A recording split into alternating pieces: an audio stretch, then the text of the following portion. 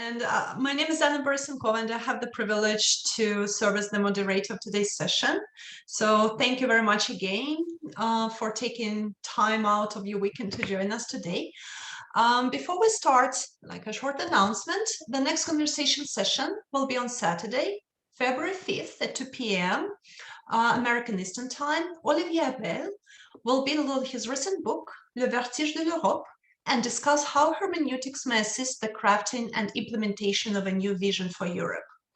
His presentation will be in French, and he will respond to your questions in both English and French.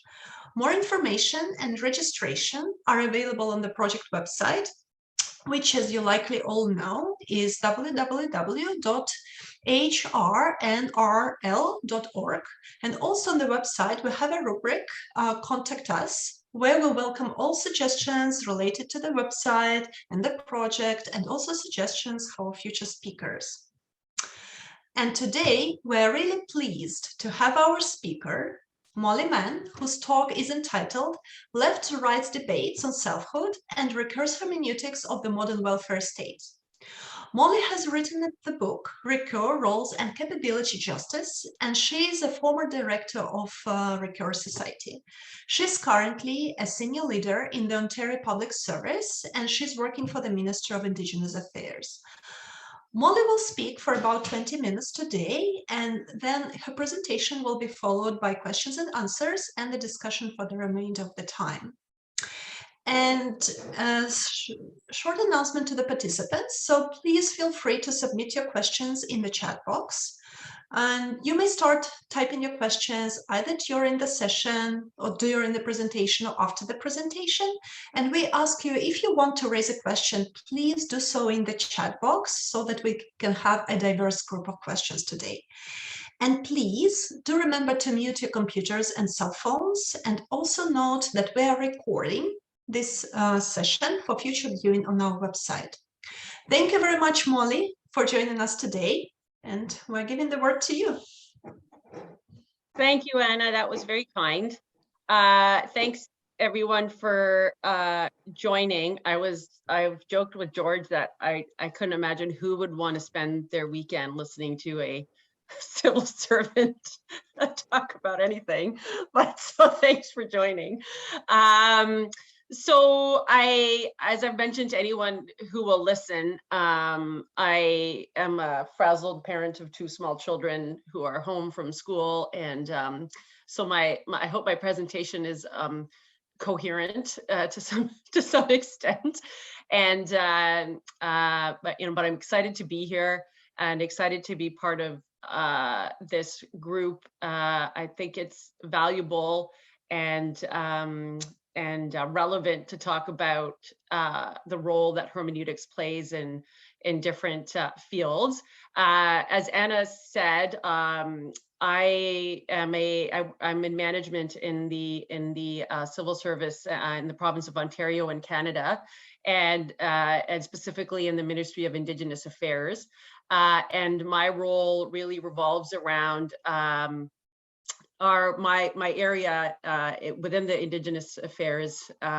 It focuses on really forming relationships with different provincial and territorial Indigenous organizations and leaders who then bring their pressing concerns and their issues through us, and we then act as a liaison with ministries within government. So everyone from the Ministry of Energy and Infrastructure to Education, Social Services, Health. So we're really that conduit. And as you can imagine, in the context of COVID, issues in already sort of impoverished Indigenous communities have become worse. We're dealing with a lot of chronic and ongoing emergency states. Both there were also fires throughout the summer in Northern Ontario, so there were natural emergencies. There were emergencies caused by COVID, new emergencies caused by now by Omicron, and in addition to ongoing issues around inadequate water and housing, and education, those sort of ongoing sort of historical issues that Indigenous people in Ontario and in Canada have dealt with. So that's the context of my work, and so that's the other reason I'm frazzled, is that because we're dealing with these issues, they are not 9 to 5. They are. I'm on call on weekends and on evenings, and dealing with some fairly difficult issues. So that's sort of the context of the work that I do. So this is the provincial government. It's not the federal government, the government of Canada, although of course on Indigenous issues, we liaise heavily with the federal government on these issues. So we have different, just the last note I'll say on my role, we have different tables they're called leadership tables. So Indigenous leaders from these organizations meet with leaders, senior leaders on the government side. So as an example, one of the tables that I lead is with the Anishinaabe Nation. They're a political territorial organization that represents 49 First Nation communities within Northern Ontario. And some of those are quite remote and fly-in only. Also, we have a table with the Ontario Native Women's Association, and they do a lot to advance issues specific to Indigenous women and ongoing violence against Indigenous women and children. Folks may have heard about the national inquiry into missing and murdered Indigenous women and girls. The final report of that finding has had a lot of recommendations focused on the federal government, but each province and territory in Canada has been asked to develop our own responses to that inquiry and the recommendations of that inquiry, and that's another piece of work that my area leads. And we also deal with, just as another example, the needs of urban Indigenous communities. So not all Indigenous communities are rural or remote. There are increasingly large Indigenous communities that are living in our urban centers, and they have their own unique needs and circumstances. So that's just like a kind of a flavor. It's of some of the things that we do. So as Anna mentioned in my previous work, so the point of this talk is to look a little bit at how Recur's work and the way I've interpreted Recur's political thinking applies to the work that I do now in my professional career. So in my previous work, I put forward the position that Recur's thinking, particularly as it is developed in Oneself as Another and in The Just, is explicitly political in nature. That's what I sort of argued in my book and some of the articles that led up to that book. And I've argued that Recur's political thinking is grounded in Aristotle, in Hegel, and in Rawls. And my argument has been that Recur's political hermeneutics is a reflection on how we can and must preserve and critically reflect upon the necessary mediation of oneself through another. So this idea of a shared self or a distributed self in our families, in our communities, and in our through our larger public institutions of, sorry for the screaming in the background, of health, education, taxation, and so on. So it is, as I've argued, a mediation on the past, current, and the future of the modern social welfare state. So I think behind Recur's political hermeneutics lies a worry, and one that's nagged me. It nagged me in my time as an academic more than it does now as a civil servant, but that both the right and the far left risk forgetting or forcibly erasing this distributed or the inherently shared sense of selfhood in favor of a kind of extreme, detached, or a truly unencumbered self. One of the, I'll be honest, that one of the greatest freedoms that I've felt as I've exited academia and entered the civil service is that this hermeneutically constituted self, this shared self, is not constantly questioned and up for debate in the context that I work in. It's taken for granted, and we get on with the critical work of how to continuously preserve and defend public spaces and institutions, while we at the same time critically addressing our collective history of colonialism, racism, ableism, and gender-based violence. I want to say that this is where the difficult work lies, and that it is this work that is sometimes, if not often, eschewed by both the right and the libertarian left. So what also strikes me when we look at what Ricoeur takes from Aristotle, Hegel, and Rawls is the inevitable role of the economy, of capitalism, and the deep pervasive role that poverty plays in the hermeneutic of the self and in the shared self. From my perspective, one of Ricoeur's most insightful arguments in One Self and Another is that the very complex issues that we are forced to, and indeed ought to confront, in the words of Edward Broadbent, who's a pretty famous social democrat here in Canada, as he puts it, the real dynamic between tension between a market-shaped society and a market-based society, or a market economy and a market society. So in the work that I do now, we accept that there is a market economy, but we critically challenge and reflect on and to a great degree reject the idea of a market society. So if a market economy is desirable, as an expression of free choice and for the innovative production of most goods and services. In a democracy, reliance on the market for many activities, such as education, health, culture, and environment, is not good, either because the market mechanism is inherently unequal in its effects, or because certain non-commercial values are worth protecting for their own sake. So that is, I think, the tension that we are grappling with in the context of the modern welfare state, and that is where we are as civil servants. We are couched and performing the work that we do. From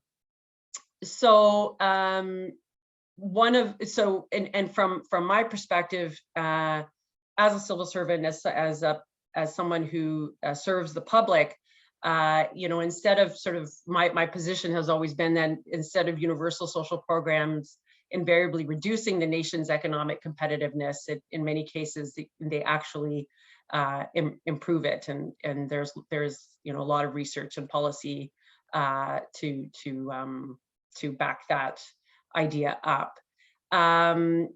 So when we sidestep this relationship between market and society, which I argue that both the far right and the radical left tend to do at their worst, we wind up not only evading complex issues surrounding poverty and end up sidestepping the important critical work of really being able to alter how the most vulnerable among us are to survive and even thrive in the context of capitalism.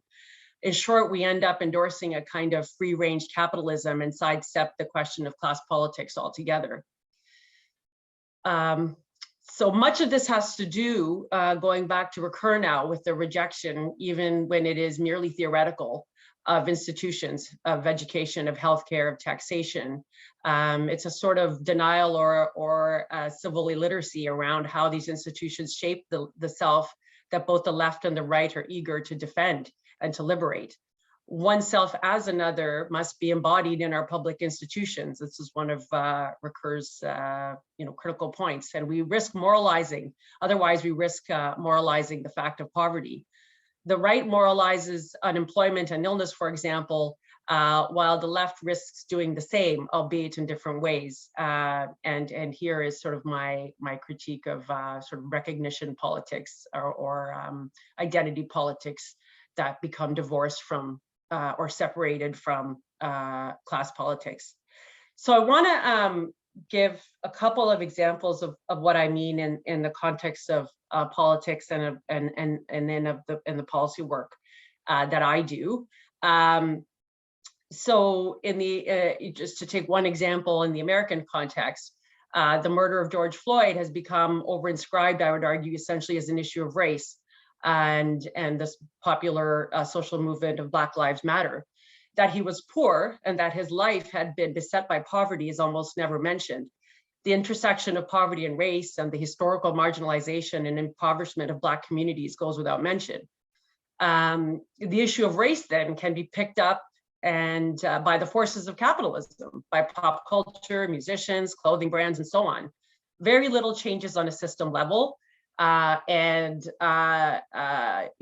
seen, the way that the justice system responds to individual police officers and their actions. That aside, there's very little systemic change that would actually lead to long-term a change in long-term outcomes.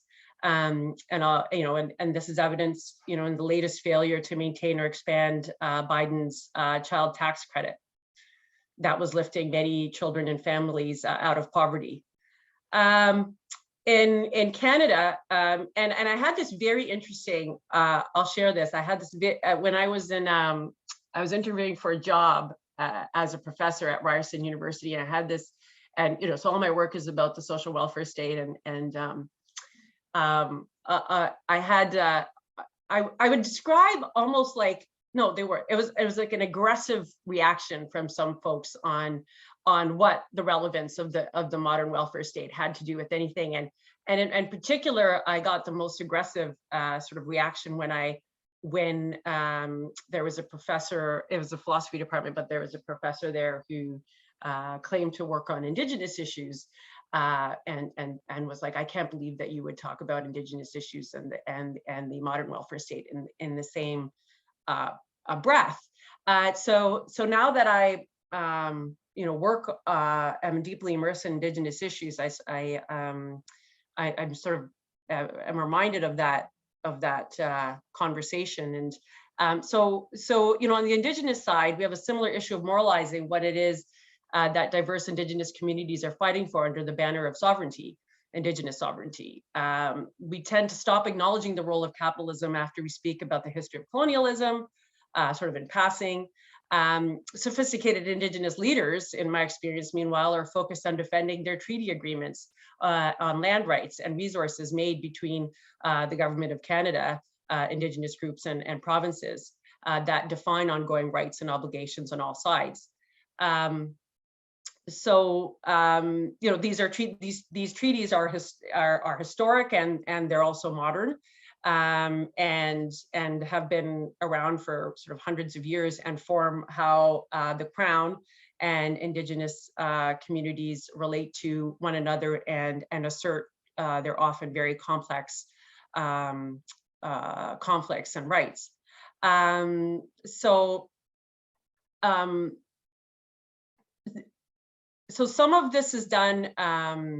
So some of the ways in which Indigenous communities are asserting their sovereignty is directly, and I would say most of their significant work in asserting their sovereignty is by asserting these treaty claims in the context of revenue resource sharing. Example, highways, the right to land resources such as mineral and mining, and inherent to the moral significance of sovereignty is the fight for the material resources that Indigenous communities need to be healthy and prosperous and to address ongoing crises rooted in poverty, such as alarmingly high suicide rates, including among children, and mental health and addictions crises. The last example I'll give before I close is in the Indigenous context is also in the work that has been done both nationally or is being done nationally and at the provincial and territorial levels to address the ongoing violence against Indigenous women and girls. One of the sweeping and stinging arguments made by Indigenous women leaders is that the inquiry itself and the actions that have been taken since the inquiry and on all levels of government have been largely symbolic And what they've argued is that if we really are to end this issue or really even address it, the issue of violence against Indigenous women, really at the bottom is a crisis of material resources. It is a crisis in housing. There will be no safety or security for women and their children if there is inadequate housing. And Indigenous women leaders have told us this over and over again. So those are just some of my reflections, sort of the broad ways in which Recur's sort of, I would say, political thinking has informed my work and my approach to work in government and in politics, and happy to take questions and happy to clarify if any of my roaming thoughts were not very clear. Thank you so much, Molly, for a great presentation. And now we're happy to have a question session.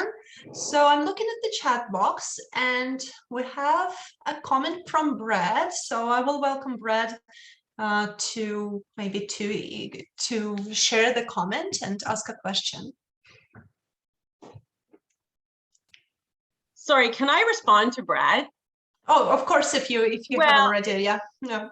I would say that there are, I mean, I'm not confused. I would say that there are folks on the left who are quite confused and espouse libertarian values, 100%. Well, what's interesting for me about that is when, at least here in the States, when we think about the divide between the right and the left, it occurs along the lines of what individualism versus communitarianism. Sure. And I don't know of leftist writers or advocates that would consider themselves to be libertarian. I would agree. I don't think they see it. I agree. Thank you. That's really excellent.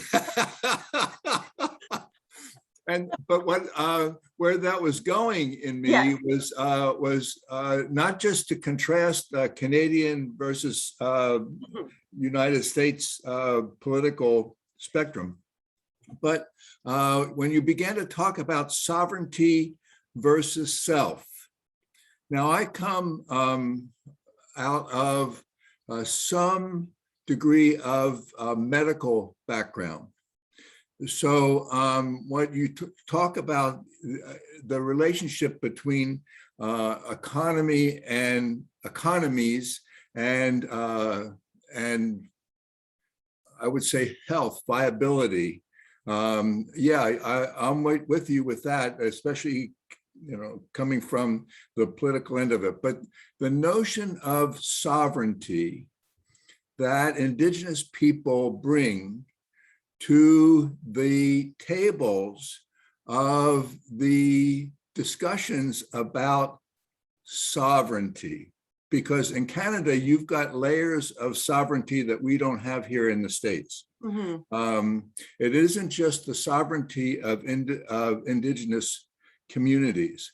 It's also the sovereignty of provinces and the sovereignty of the national government, and God help us, the sovereignty of the Queen. So somehow, there's layers there that are either not recognized here in the States or are working in Canada in the ways that they do. But what I wanted to ask about was the sovereign self in medical ethics is an emphasis on individualism versus the mechanisms of medicine.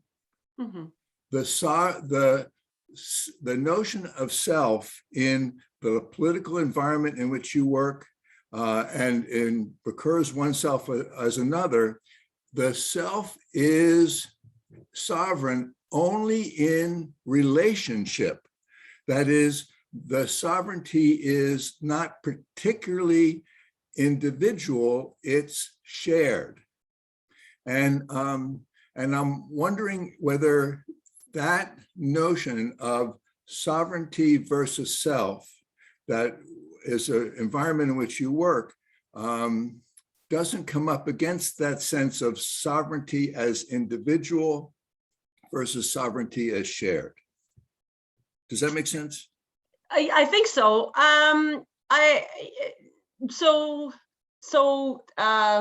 The context of the that I was talking about sovereignty in my talk, what is about sort of the claim of Indigenous communities to their right to self-govern, to be sovereign, and that as Indigenous to Canada and to Ontario, and how do we reconcile that in the context of our current political systems and the way in which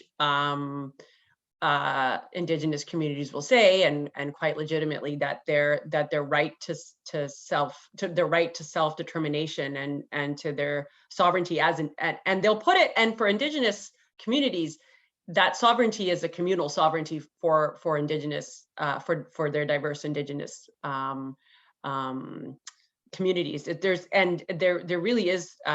There really is not an emphasis, generally speaking, in most Indigenous worldviews around this kind of sovereign self, sovereign individual as such.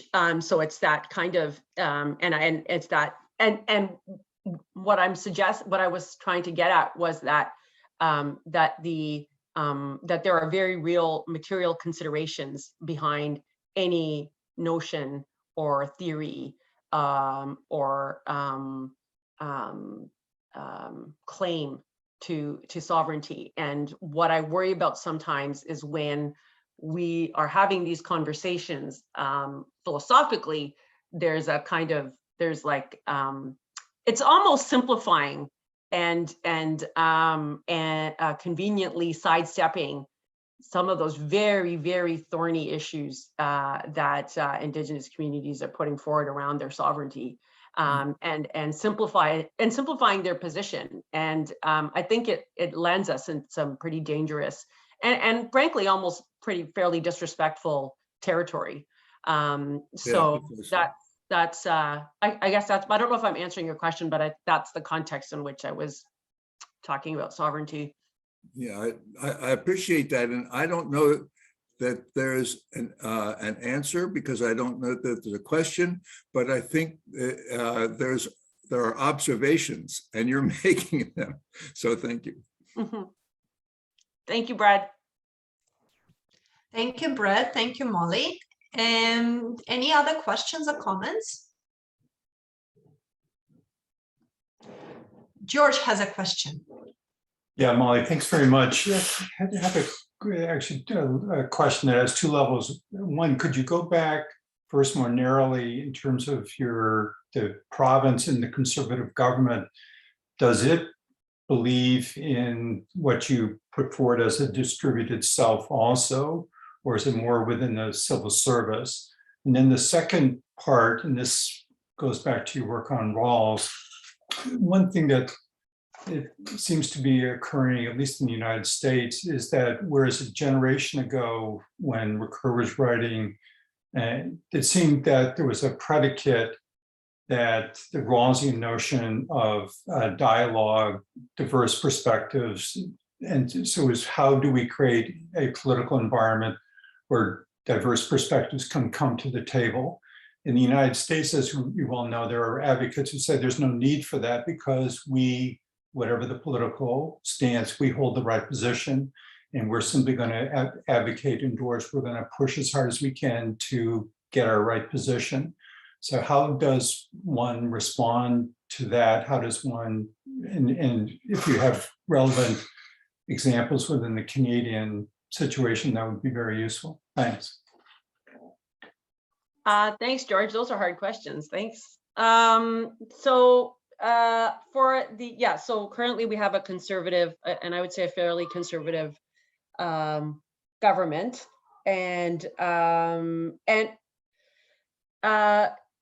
you know, in the Canadian context, politics are obviously quite a bit different compared to the way American politics are framed and talked about.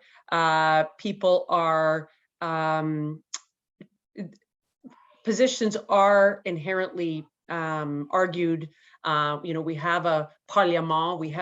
Where we speak, where we debate, we talk out our differences, and that's so politics and programs and policies are worked out through argument in Parliament.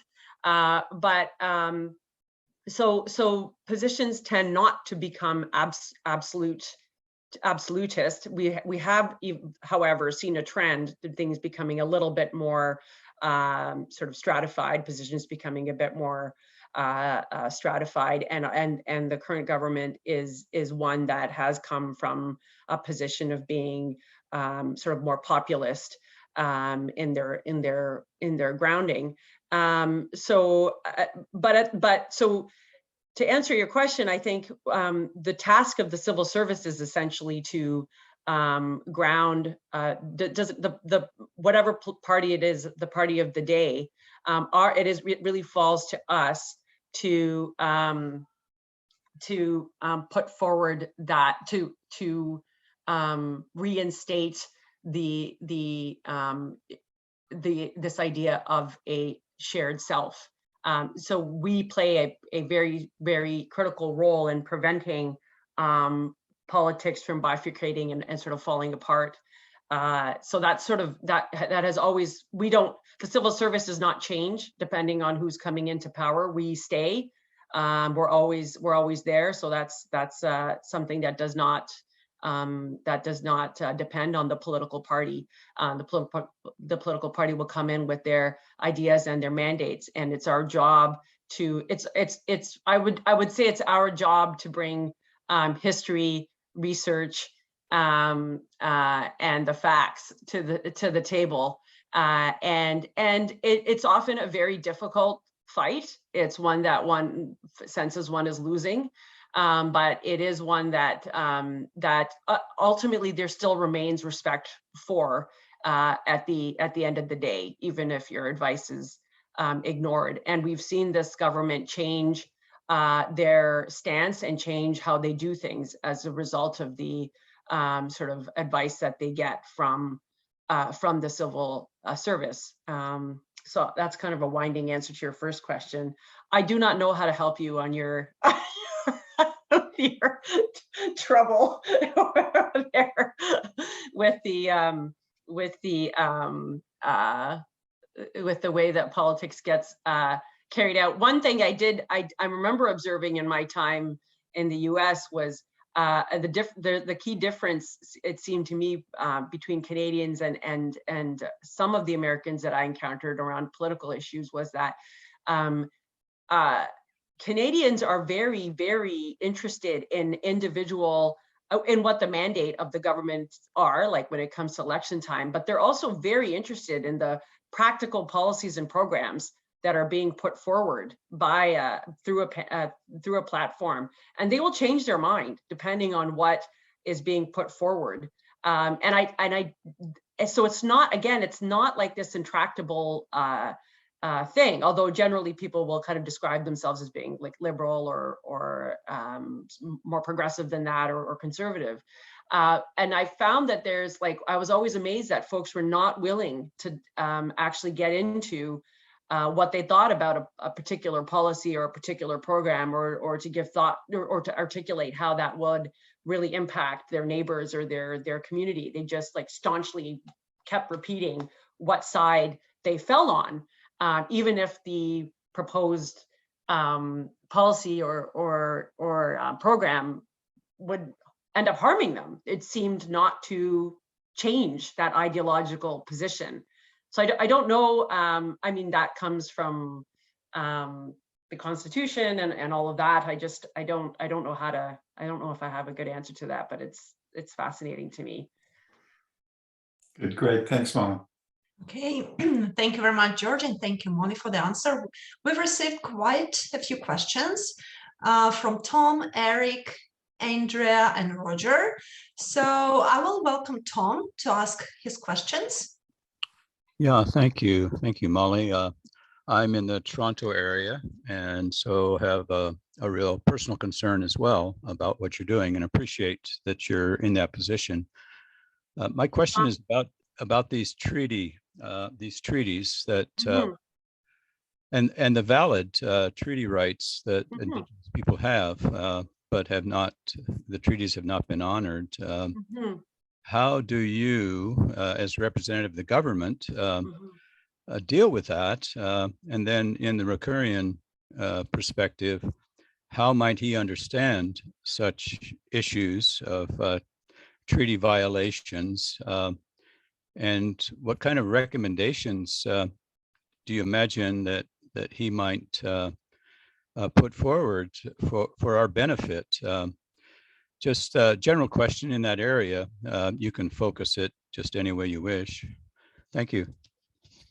Thanks, Tom. I appreciate the question. So, yeah, the treaty issue is one that's very alive. It's and it animates almost everything that we do and almost every one of the conversations that we have with our Indigenous partners. The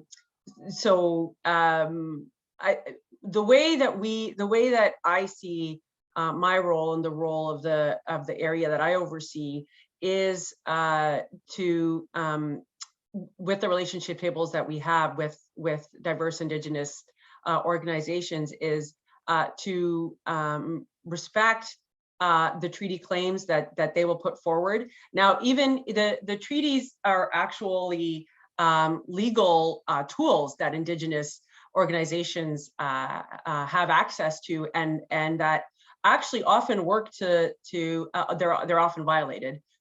They also work to stop or block government action or to challenge it. So, you know, as an example, we're working with one of our Indigenous organizations on around their claims around a highway that was built through their land, and they have legal claim over it. It's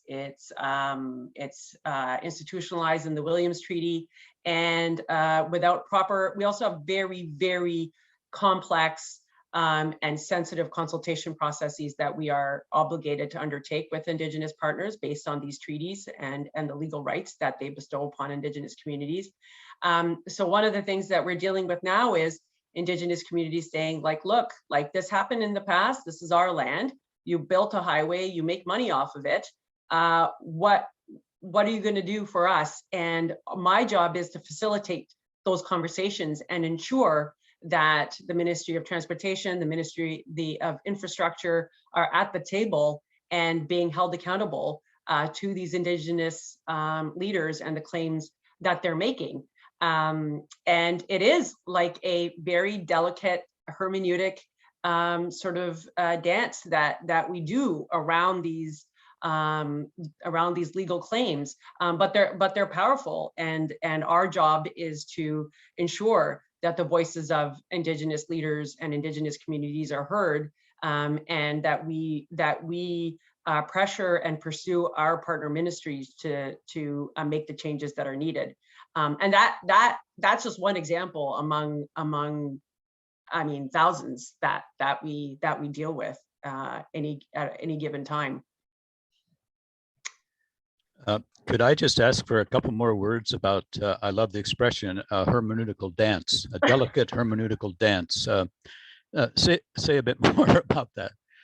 So provide some yeah. music. Well, so as civil servants, like that's our position, right? But then you have the political party of the day. So the minister, and we'll take the highway example, the minister will have to say, sure, fine, you know, I'm willing to reopen this discussion, come up with some options, work with Indigenous partners, keep that dialogue going.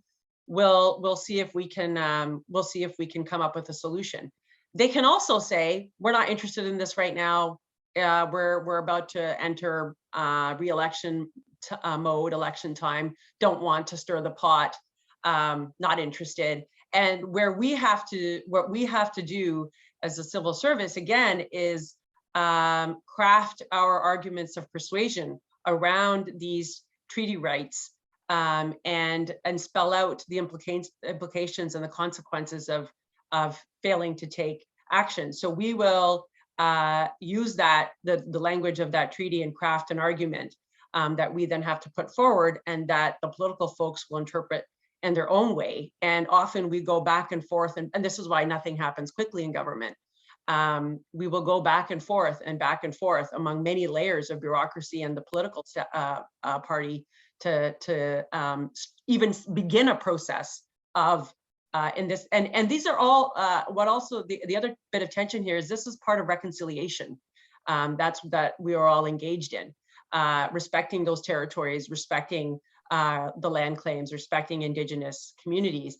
And so we have a whole, again, a hermeneutics of this reconciliation and what it means, and putting that forward to political folks and persuading them to take action. Thank you, Molly. Thank you, Tom and Molly. And I will welcome Eric to ask his questions. Hi, thank you so much for the talk. I really enjoyed it. It was really insightful. But this, I think, sort of your last comments kind of dovetails quite nicely into sort of my question. And that is like, how well do you think deliberation is up to the task of solving these like materialist concerns that you mentioned? And sort of, because I've like imagined, at least in Ricoeur's like text, The Just, that his political hermeneutic seems to reflect at least partially a deliberative theory. I just was hoping that you could speak a little bit on that. Thanks for the question, Eric. I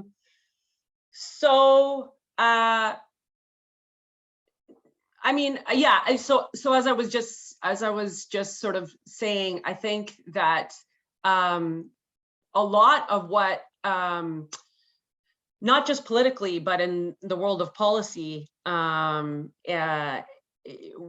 really it is about deliberating and advancing arguments using historical legal documents and tools at our disposal, and influencing. Much of what we do is the art of influencing all sides to make incremental change.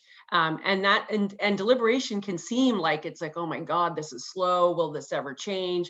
But that is in fact how change is achieved. It's within government. I'm leaving aside folks who would say like, let's just get rid of the state. Clearly, I'm not in that boat. But once you've entered the world of policy and government, it is through a combination of moral suasion, deliberation, critically resource allocation, and a mix of those components that change the yardstick and move things painfully slowly, yes, but they do. And part of what we do sometimes, and we achieve deliberative change more quickly, is often dependent on the context that we're working in. Recently in Ontario and in Canada, we have had things that have happened that have brought the spotlight on Indigenous issues to the forefront. Not only the national inquiry into missing and murdered Indigenous women and girls, but also the recovery of burial sites of children who attended residential schools. And so our culture and our society has changed to an extent that people are like, well, this is not okay for this to happen. And so we end up with a bit more of that on our side. But when you're dealing with a conservative government, and they are really, I mean, in my ministry, they're very interested in the resources and the mines and I call it the dirt, because that's where the money is. But it is a matter of deliberation and bringing folks closer together, because that's also where very savvy, very intelligent, strong Indigenous leaders, their minds are going like, where's our stake in this, and where we're going to get our hands on this. And so it is bringing people sort of doing this dance again to try to get to where we can advance those causes and those claims. But it is deliberative. It is slow, but it does achieve change for sure.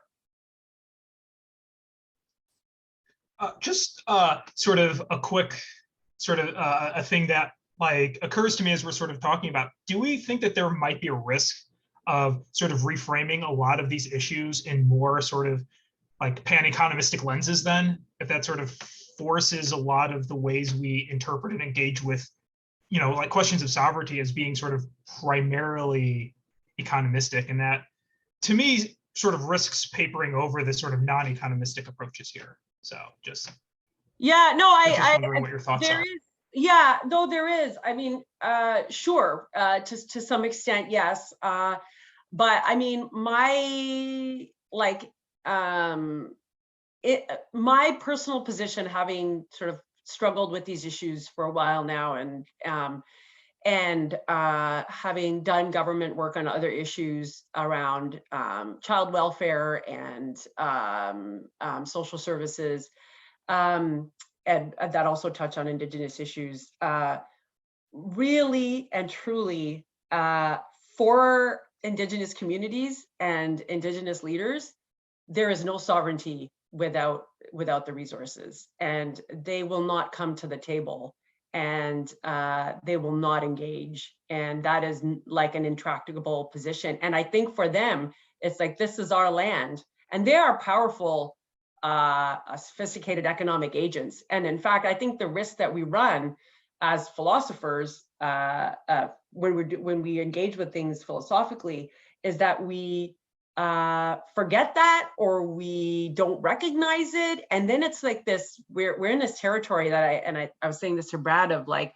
almost disrespecting where folks are coming from, and they're like, give us a break on the highway tolls. Like, we've got schools we need to pay for. We really want to fund our hospital on our land that we want our community members to be able to access, and we haven't been able to get the funding. So like, and our treaty claims say, this is our land and this highway's on our land. So it's like, you know, they really see themselves as agents of change by serving their communities and getting them the resources that we take for granted. Like, it's not an issue for most of us. So I don't know if but that's my position. Certainly there are lots of folks who would worry, would share that worry that you articulated, Eric. Thank you. I appreciate it. Thank you very much, Eric. And we have more questions from Andrea, Roger, Michael, and one more question from Brad. So I will welcome Andrea to ask her question. Thank you. Molly, I think my question might have become a comment in just listening to you. And I really want to start by thanking you for what you're doing. I think it's important work. I think it's brave work.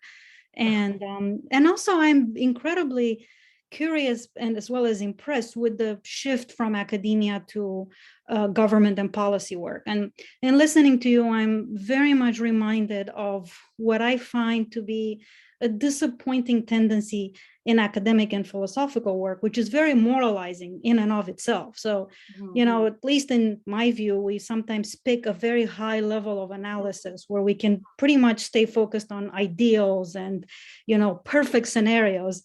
And then we sort of fault anything and anybody who falls below that. And in your everyday life, you're dealing with policies, you're dealing with deliberation that goes into effect immediately and impacts the life of families and people. And I imagine in your own professional life, that tension produces interesting reflections. So I don't know if you want to say more about, I mean, I appreciated the anecdote you shared about the philosopher, the professor who didn't think that the welfare state and Indigenous rights belong in the same breath. I was shocked by that. I don't understand why he thinks they don't, unless it really is about this moralizing business.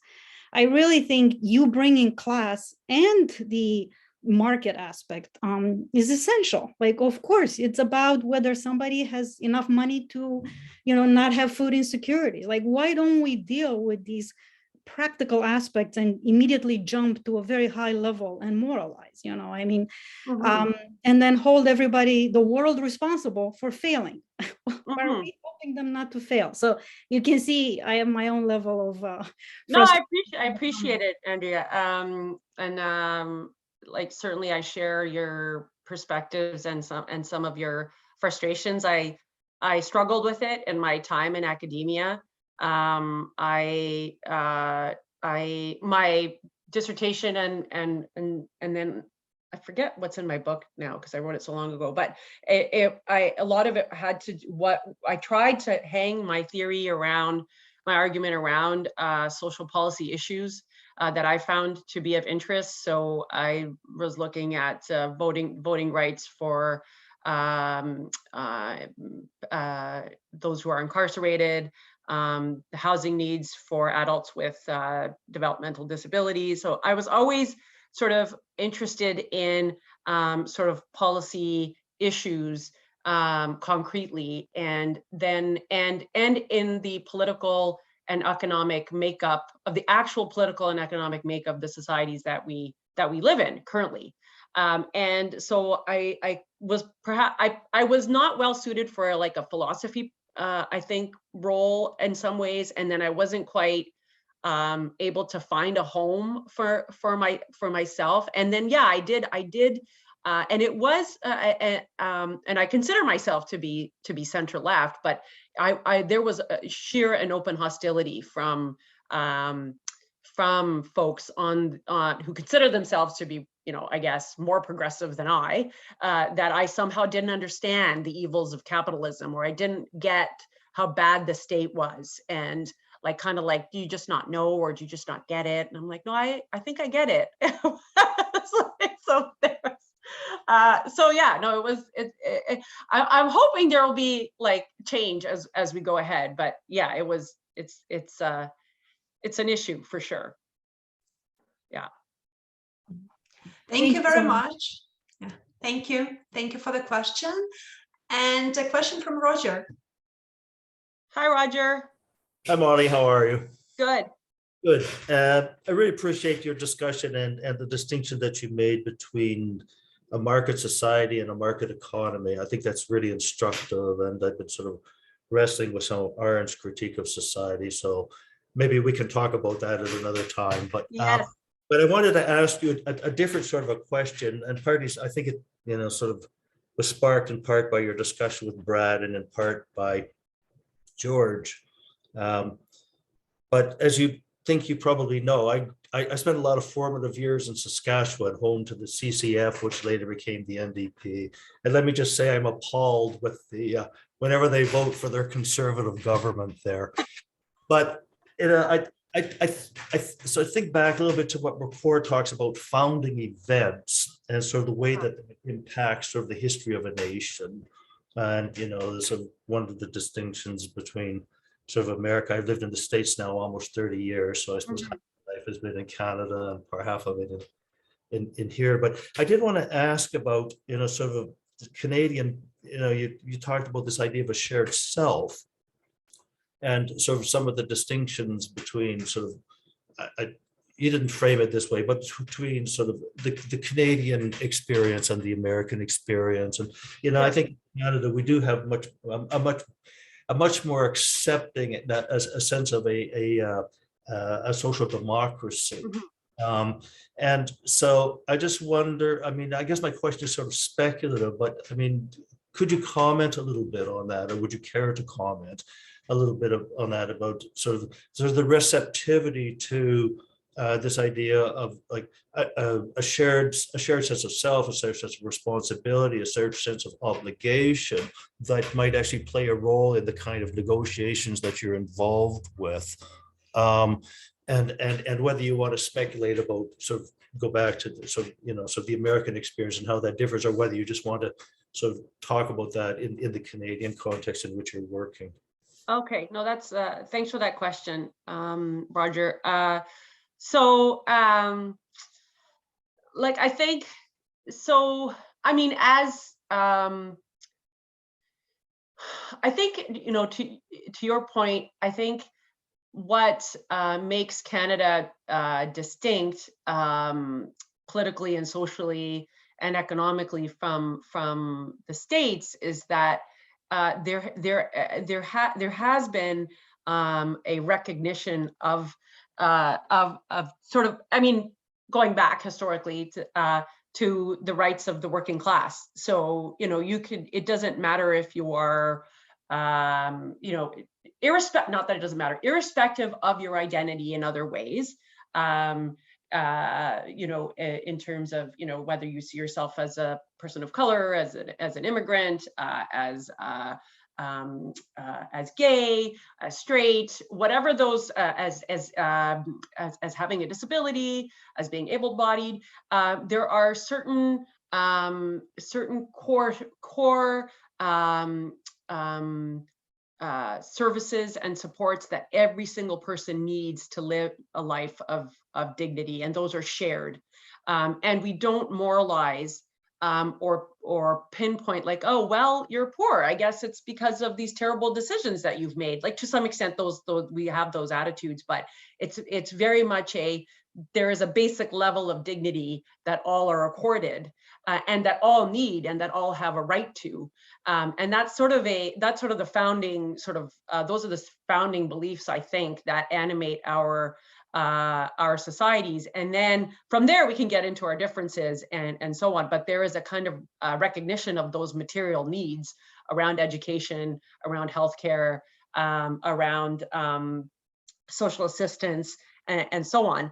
And so when we are negotiating with our Indigenous partners, certainly as a non-Indigenous person, I am very aware of that in some sense I really will not know, or am unable to fully comprehend the claims to sovereignty and the very unique circumstances of Indigenous communities and Indigenous people. But what I can understand when they come to the table and they're saying, like, listen, this is what we need to be able to assert our rights and to live a life of dignity. I understand what that means. I understand why they're fighting for their share of revenue and for housing and so on. And it's tied back to, this is what our people need to have dignity and to live, and then to continue the important work of resuscitating our decimated culture. But without that material, without those material needs being met, we can't fully ever resuscitate our cultural and spiritual lives.